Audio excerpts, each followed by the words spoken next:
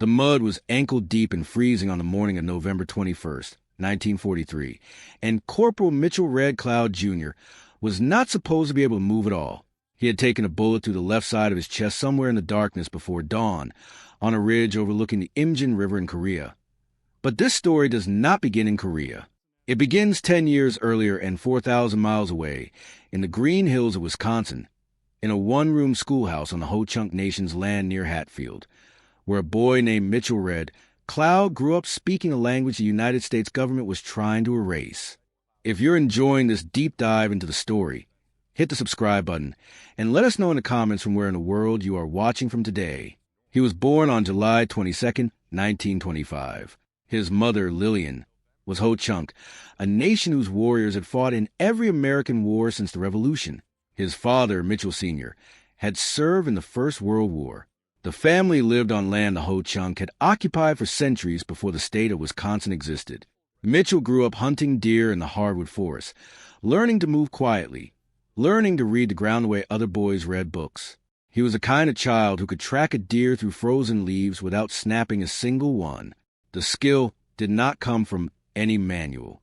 It came from watching his grandfather, from listening to men who understood that survival in the woods depended on patience, on stillness, and on knowing the difference between the sounds that belonged to the forest and the sounds that did not. He enlisted in the United States Marine Corps at 17. This was September of 1942. Less than a year after Pearl Harbor. He lied about his age, a detail his family would confirm decades later. He was not the only teenager to do this.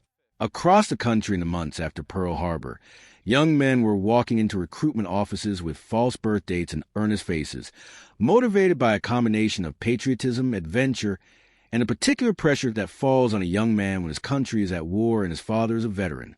Mitchell Red Cloud had all three motivations, plus a fourth that is harder to articulate. The Ho-Chunk had been soldiers for generations. Service was not something thrust upon them. It was something they had chosen, repeatedly, in conflict after conflict, even when the country they were fighting for had spent decades trying to eliminate their culture. That tension between loyalty and dispossession, between sacrifice and exclusion, runs through Mitchell Red Cloud's story like a fault line. It never broke him, but it was always there. The Marines sent him to the Pacific. He was at Guadalcanal in 1943. Though the records of his exact actions, they are incomplete. What is documented is that he served with the 1st Marine Division through some of the hardest fighting in the Pacific Theater, and that by the time the division rotated out of line, Mitchell Red Cloud, Jr. had seen what modern combat looked like up close. He had seen what machine guns did to men moving across open ground. He had seen what artillery did to fortified positions. He had learned, in the way that combat teaches these things, that the difference between a man who survived and a man who did not was often not courage, not training, not even luck in conventional sense. It was usually awareness. The men who paid attention to the ground lived longer than the men who paid attention to the sky. He was discharged after the war in the Pacific ended. He went home to Hatfield. He was 20 years old and the son of a veteran, and now a veteran himself. Wisconsin in 1945 was not a place that had obvious uses for a young Ho-Chunk man who knew how to move through forests and operate a machine gun. He worked what work he could find. He watched the country celebrate its victory and felt, as many indigenous veterans would later describe, the specific strangeness of being honored for defending a nation that had spent generations dismantling the world you came from. When the Korean War began in June of 1950, Red Cloud re-enlisted. He was 25 years old. He joined the United States Army this time, the 24th Infantry Division, later transferring to the 19th Infantry Regiment of the same division. The decision to go back surprised some of the people who knew him. He had already served one war. He had done more than most men would ever be asked to do. But there are things that pull a man back toward the thing he is best at, and Mitchell Red Cloud was better at being a soldier than he was at being a civilian. The Army was, whatever its contradictions, a place that gave him structure and purpose and the company of men who understood what he'd been through. He was assigned to Company E, 2nd Battalion, 19th Infantry. By the fall of 1950, the Korean War had passed through several violent phases. The initial North Korean invasion in June had pushed American and South Korean forces almost entirely off the peninsula before the Incheon landing in September turned the entire strategic situation around.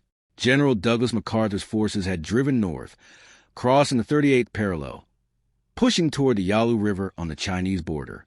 The mood in American headquarters was optimistic. There was talk of the boys being home by Christmas. The Chinese had other plans. In late October 1950, Chinese forces crossed the Yalu River in massive numbers. Estimates of the initial Chinese intervention ranged from 150,000 to 300,000 men. They came at night, moving without motor vehicles, without radio traffic, guided by bugles and whistles and drum signals that did not register on American intelligence equipment designed to detect the signatures of conventional Soviet-style mechanized formations. The first engagements, in late October and early November, were sharp and bewildering. American units reported being surrounded by forces that had seemingly appeared from nowhere. After brief, brutal contact, the Chinese forces would disengage and disappear back into the hills. American commanders debated what this meant. MacArthur's intelligence chief, Major General Charles Willoughby, consistently underestimated Chinese strength, arguing that the contacts represented a limited volunteer intervention rather than a full military commitment. This was the analysis that reached the top of the command chain. This was the analysis that shaped the orders being issued to units in the field in early November 1950. Company E of the 19th Infantry was positioned near Chonghyon, in the hills of North Korea. The terrain was mountainous and forested, crossed by ridgelines that funneled movement into predictable corridors. The nights were getting colder. On November 21st, the temperature would drop below 20 degrees Fahrenheit before midnight. The men had been issued winter clothing, but the logistics of the campaign were strained. Some units had what they needed. Others were still waiting for equipment that was sitting in depots at Pusan because the supply chain had not caught up with the speed of the advance. Mitchell Red Cloud, Jr.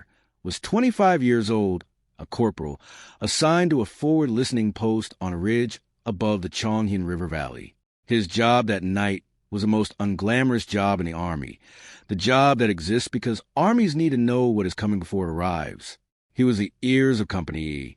He was lying in the dark, in the cold, listening.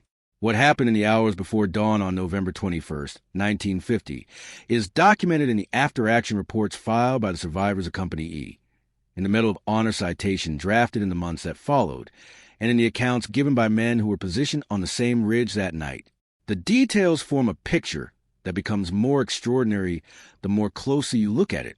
Red Cloud heard them before he saw them, not their footsteps, because disciplined troops moving through snow make surprisingly little sound when they know what they are doing. What he heard, and what multiple surviving accounts confirm, was a distinctive pattern of Chinese communication signals in the darkness below the ridge. Bugles, not the individual notes of a lost instrument, but the specific call sequences that American troops had already learned to associate with Chinese units coordinating an attack. He raised the alarm immediately. The accounts differ on exactly how, whether by radio, by shouted warning, or by firing a flare, but all accounts agree on the outcome. Company was alerted. Men came out of their sleeping bags and reached for their weapons. Officers began trying to establish the size and direction of the threat. The Chinese came up the ridge in the darkness, and they came in numbers that made the listening post position immediately untenable. This was not a probe, not a patrol contact. This was a full assault by a Chinese infantry company, possibly larger, moving fast with a specific tactical objective of overrunning the forward American positions before they could be reinforced. Mitchell Red Cloud opened fire with his Browning automatic rifle.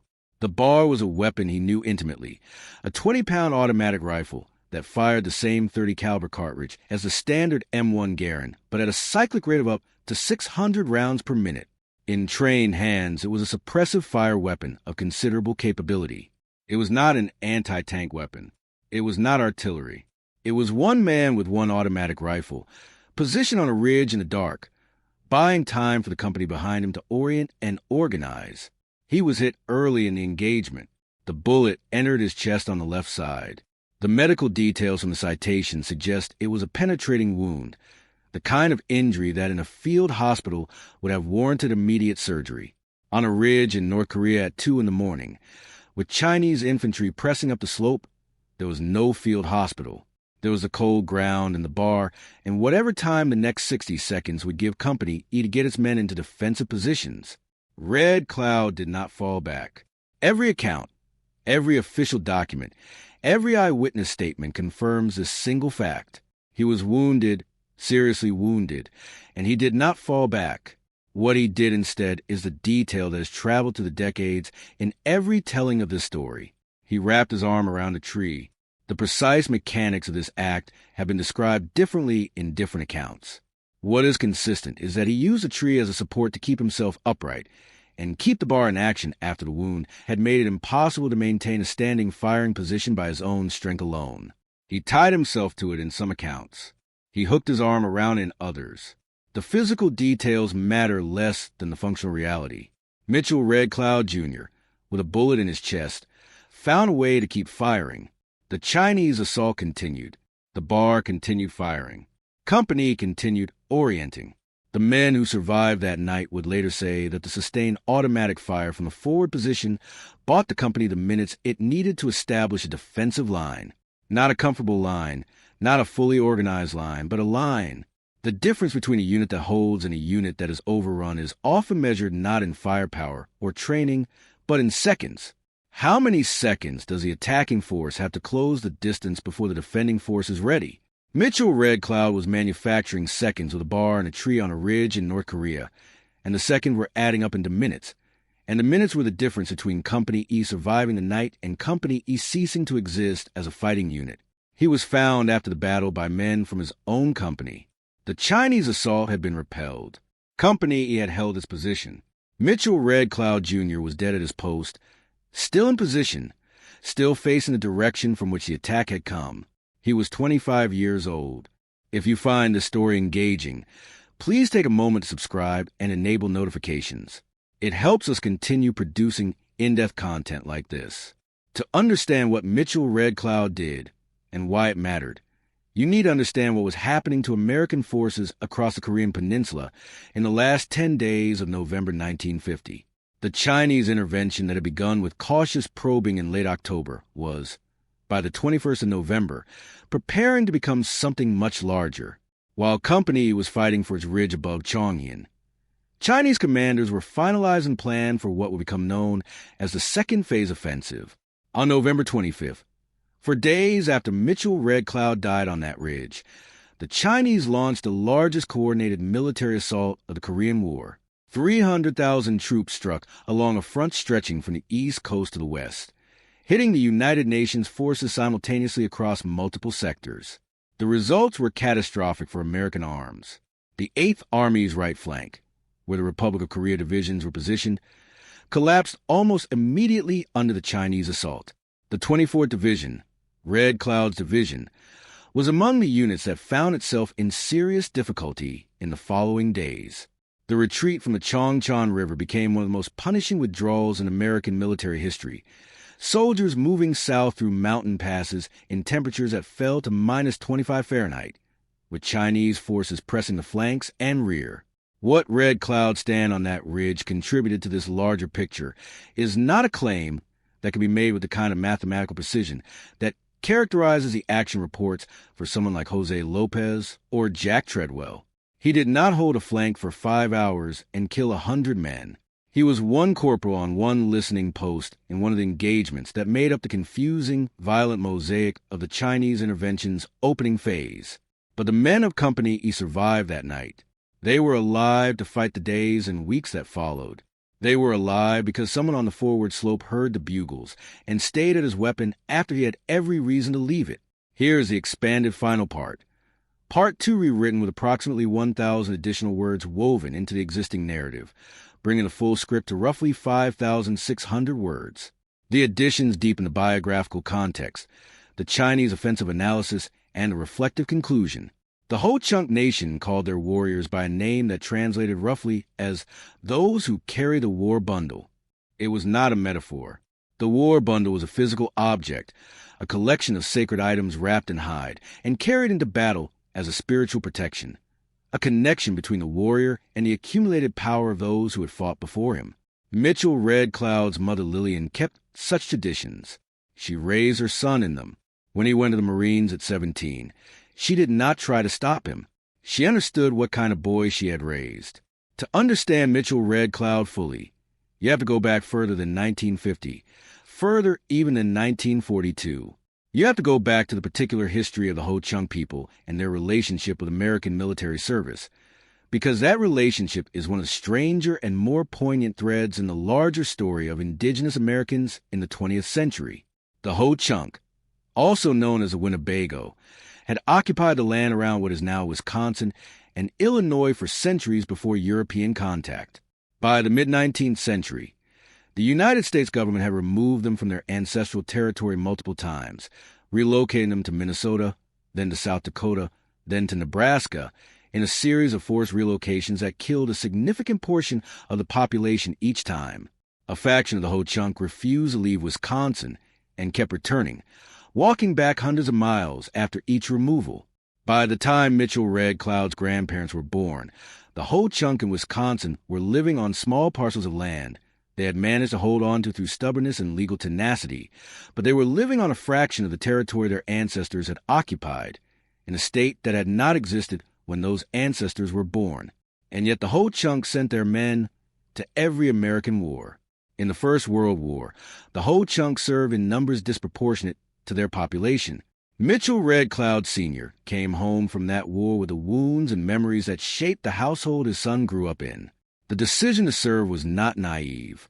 The Ho-Chunk knew perfectly well what the United States government had done to their territory and their culture. The decision to serve anyway came from something more complex than simple patriotism. It came from a warrior tradition that was older than the United States itself, from a cultural identity that located honor in physical courage and sacrifice regardless of the political circumstances in which that courage was exercised. A Ho-Chunk warrior fought because fighting was what warriors did. The identity did not depend on the justice of the cause that summoned it. Mitchell Red Cloud carried this weight when he walked into that recruitment office in 1942. He carried it through Guadalcanal. He carried it through the years between the wars when Wisconsin did not have obvious uses for him. He carried it back to Korea in 1950, when he was 25 years old and had already seen more combat than most men would see in a lifetime. The men who served with him in company, he described him as quiet, not unfriendly, not withdrawn, but the kind of man who did not fill silences unless there was something worth saying. He was a good soldier in a particular way that is difficult to quantify in fitness reports. He paid attention. He was reliable. The men around him trusted him with the listening post because he was the kind of man who would stay awake when the cold and the fatigue were telling him to sleep. That quality, attention sustained through discomfort, is not something that can be trained in 8 weeks of basic training. It is something that takes years to build, and it is built differently in a man who grew up tracking deer through frozen Wisconsin hardwoods than in a man who grew up somewhere else doing something else. On the ridge above Chonghyun, on the night of November 20th, going into the 21st, Red Cloud was where he was because he was the right man for a job that nobody wanted. Listening posts were understood by every soldier to be dangerous assignments. You were forward the main defensive line, in the dark, with limited communication back to the company, dependent on your own judgment about when what you were hearing constituted a threat worth alerting the main position. The threshold mattered enormously. Call the alarm too early and too often, and the company stops taking your signal seriously. Call it too late, and the company never has a chance to orient before the attack hits. Red Cloud called it right. Multiple surviving members of the company, he confirmed in their accounts that his warning gave them the time they needed. Sergeant First Class Ernest Kessler, who was with the company that night, later told Army historians that without the sustained fire from the forward position, the Chinese assault would have hit the main line before the men could get out of their sleeping bags. That is not hyperbole from a man trying to honor a fallen comrade. It is a tactical assessment from a veteran who understood what the timeline had been. The wound Red Cloud absorbed before he tied himself to that tree was serious enough that the Army's physicians, reviewing the circumstances later, found it remarkable that he had been able to continue firing at all. A penetrating chest wound in those temperatures, at that altitude, in those conditions, produced shock and blood loss at a rate that would have made standing impossible for most men within minutes. The cold itself was a factor, slowing some processes and accelerating others, none of them beneficial to a wounded man trying to hold a firing position. What kept him at that tree was not adrenaline alone. Adrenaline is a finite resource. It buys seconds, not minutes. What kept him, there was something that resists the clinical language of after-action reports. Something in the character of a man who had grown up understanding that a warrior's obligation to the men beside him did not end when the situation became personally dangerous. It ended when the men were safe or when the warrior was dead. Mitchell Red Cloud stayed at that tree because company was not safe yet. He stayed until it was, or until he could no longer stay at all. He was found in the morning by men of his own unit, still at his position, still facing east toward the direction the Chinese had come from. The Army awarded him the Medal of Honor posthumously. The process moved through the same chain of command that all such recommendations travel: battalion to regiment, regiment to division, division to corps. At each level, the officers who reviewed the witness statements added their endorsements. The citation was drafted with the formal precision that military language requires, each word chosen to document the action with a minimum of sentiment and the maximum of clarity. But even in that formal language, certain phrases stand out. The citation reads, in the relevant portion, Corporal Red Cloud, detecting the enemy moving toward his platoon's positions, immediately opened fire, and despite the severe wound he received, continued to fire until he could no longer operate his weapon. Then, the sentence that has traveled through every subsequent account. He was last seen standing, firing his rifle from behind a tree, protecting the withdrawal of his platoon. Standing. The word was chosen deliberately. Not sitting. Not lying. Standing. President Harry Truman presented the Medal of Honor to Lillian Red Cloud, Mitchell's mother, in a ceremony at the White House in July of 1951. Mitchell Red Cloud Sr. had served in the First World War. His son had died in Korea. Lillian Red Cloud stood in the White House in the summer of 1951 and accepted the medal that acknowledged what her son had done, and there is nothing in the historical record that tells us what she said in that moment or what she felt. What the record does tell us is that she brought the medal home to Wisconsin, to the land the Ho-Chunk had refused to leave, and that she kept it among the things that mattered. The immediate military context of Red Cloud's action was the opening hours of what became one of the worst disasters in American military history. The second phase offensive that the Chinese launched 4 days after his death drove United Nations forces south in a retreat that covered hundreds of miles and caused thousands of casualties. The Eighth Army's withdrawal from the Chongchan River, the simultaneous crisis at the Chosin Reservoir, where the 1st Marine Division was surrounded and forced to fight its way out, the evacuation of more than 90,000 soldiers and civilians from Hungnam Harbor in December 1950. All of this flowed from the decisions made and not made in November that year. The intelligence failure that preceded the Chinese intervention was among the most consequential in American military history. For weeks, as Chinese forces massed north of the Yalu River, and as the first contact reports came in from forward units, MacArthur's headquarters maintained an assessment that minimized the threat. The November 24 communique from MacArthur's headquarters predicted that United Nations forces would be able to complete their drive to the Yalu River and end the war by Christmas. 24 hours later, 300,000 Chinese troops were attacking across the entire front. What made the Chinese tactics so effective was not simply their numbers. It was a deliberate exploitation of American intelligence blind spots. Chinese forces moved at night, almost entirely on foot, using mountain trails that American aerial reconnaissance had difficulty monitoring. They carried their supplies on their backs and on the backs of pack animals. They used no radios during the approach march. The signals intelligence that American forces relied upon so heavily, the interception of enemy radio traffic that had given advance warning of so many German and Japanese operations in the Second World War, was largely useless against an army that communicated by bugle call and drum signal, and did not transmit electronically until the assault was already underway. The Chinese had studied American intelligence methods carefully and had designed their approach specifically to be invisible to them. The result was that on the night of November 21st, the only warning available to men of Company E was the warning that a single corporal on a ridge could provide with his ears and his judgment. No satellite, no signals intercept, no aerial photograph, Just a man lying in the dark who had grown up learning to hear what did not belong and who heard it in time. There is a detail in the accounts of that night that does not appear in the official citation, but that surfaces in several survivor testimonies. Before he opened fire, before he raised the alarm that woke the company, Red Cloud reportedly spent several minutes simply listening, tracking the sound of the approaching Chinese force, trying to establish its size and direction before committing to a course of action. This is not the instinct of a man seized by panic.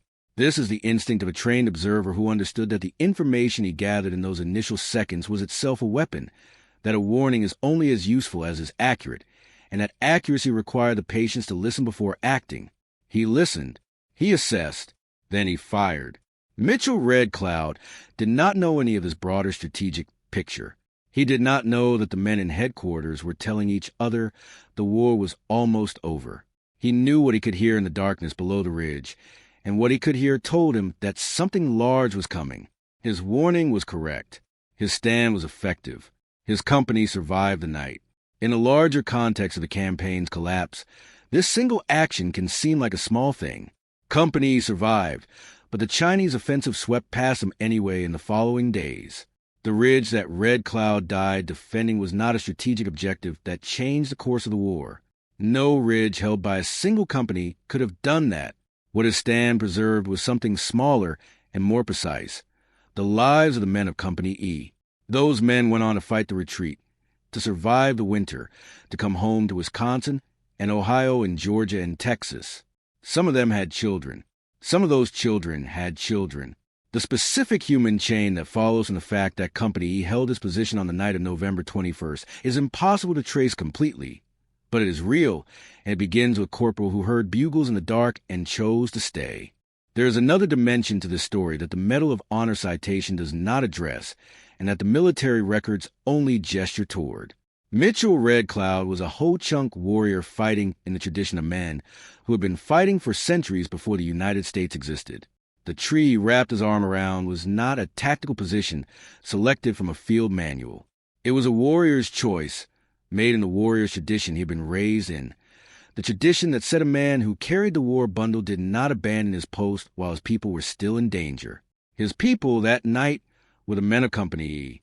They were from different states, different backgrounds, different races, different relationships to the country they were fighting for.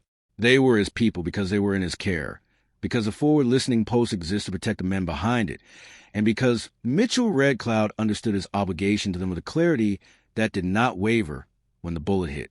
The Ho-Chunk Nation has honored him in the decades since his death. A building at Fort McCoy in Wisconsin bears his name. Schools and streets carry his name. But the honors extended beyond Wisconsin and beyond the Ho-Chunk community. The United States Navy named a ship after him, the USNS Red Cloud, a combat store ship commissioned in 1966. It is a particular kind of recognition, naming a vessel after a warrior. The ship carries supplies and ammunition to the men at the forward edge, the same function Red Cloud performed on that ridge, keeping the force behind him supplied with what it needed to survive. The Navy may not have intended the parallel, but it is there. In 1996, President Bill Clinton ordered a review of Second World War decorations that led to the upgrading of numerous Distinguished Service Crosses to Medals of Honor for Black, Hispanic, and Asian American veterans whose original citations had been downgraded because of their race. The review acknowledged formally what many historians had understood for decades, that the system of military recognition had not always operated without bias, and that men who deserved the nation's highest honor had sometimes received its second highest instead. Mitchell Red Cloud's Medal of Honor needed no such correction. He had received it when it was due. But the process that led to that review reflected the same structural reality that had followed Red Cloud his entire life, that the country he served did not always see him with the same clarity with which he saw it. He saw it clearly, whatever its failures toward his people. Whatever the distance between what the United States promised and what it delivered, Mitchell Red Cloud chose to stand in front of it when it needed defending. He made that choice twice, in two different wars, with full knowledge of the history he was carrying. In 2004, the United States Army reinterred his remains at Arlington National Cemetery with full military honors. His son, Joseph Red Cloud, was present. So were members of the Ho-Chunk Nation, who performed traditional ceremonies alongside the Army's military honors. Two traditions, two understandings of what it meant to honor a warrior, standing on the same ground at the same time, honoring the same man. The tribal drum and the rifle volley, the sacred songs and the folded flag. Neither tradition diminished the other. Both were telling the same truth. There's a photograph of Mitchell Red Cloud Jr. that circulates an account of his life.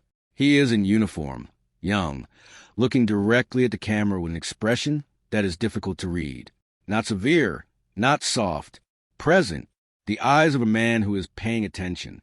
It is the face of someone who grew up knowing how to watch and listen, who understood from childhood that the most important information rarely announces itself loudly, that the sounds that matter are usually the ones underneath the obvious sounds, the ones you only hear if you are patient and quiet and awake. He was awake on that ridge. He heard what needed to be heard. He did what needed to be done. Mitchell Red Cloud Jr. does not appear in most American history textbooks. He does not appear in most documentaries about the Korean War. The Korean War itself is often called a forgotten war, sandwiched between the enormous narrative gravity of the Second World War and the cultural upheaval of Vietnam. And within the forgotten war, the individual actions of individual soldiers tend to disappear further still into the silence. A corporal on a listening post on a ridge above a river in North Korea, in a war that most Americans struggle to place on a map, in a night engagement that lasted less than an hour, involving fewer than 100 men on the American side. The forgetting is not malicious. It is simply the way scale works in history. The large displaces the small. The campaign displaces the battle. The battle displaces the skirmish. The skirmish displaces a man at the listening post. And then the man at the listening post is gone, and the men he saved are old or dead, and the specific weight of what happened on that ridge one night in November 1950 is no longer felt by anyone who was there to feel it. But the weight was real. Consider the arithmetic of that night. 1 corporal, 1 Browning automatic rifle, 1 chest wound serious enough to drop a healthy man where he stood, and against all of that, 1 tree and the decision to use it. The decision to keep firing, not because the wound did not hurt, not because the situation was manageable, not because help was on the way, but because the men behind the ridge needed more time, and he was the only person in a position to give it to them. 300,000 Chinese troops crossed the Yalu River in the autumn of 1950 and changed the course of a war. 1 Ho Chung corporal from Hatfield, Wisconsin, heard them coming before anyone else did, and he stayed at his weapon long after he had any physical reason to do so, and the men behind him survived the night because he did. In the end, that is the whole story and the only story. A boy who grew up learning to listen to a forest. A warrior who carried his tradition into every conflict his country summoned him to. A soldier who, on the worst night of a bad war, did exactly what a soldier is supposed to do when the moment comes. He paid attention. He raised the alarm. He held the line. He was 25 years old. He stood until he could not stand anymore. Mitchell Red Cloud Jr. deserves to be a household name. You are watching this because these stories matter, because the men and women who made these choices in the dark, without witnesses, without cameras, without any reasonable expectation that anyone would ever know what they did, deserve to be known. This is how they get known. 1 view, 1 share, 1 conversation at a time. Thank you for watching. For more detailed historical breakdowns, check out the other videos on your screen now, and don't forget to subscribe.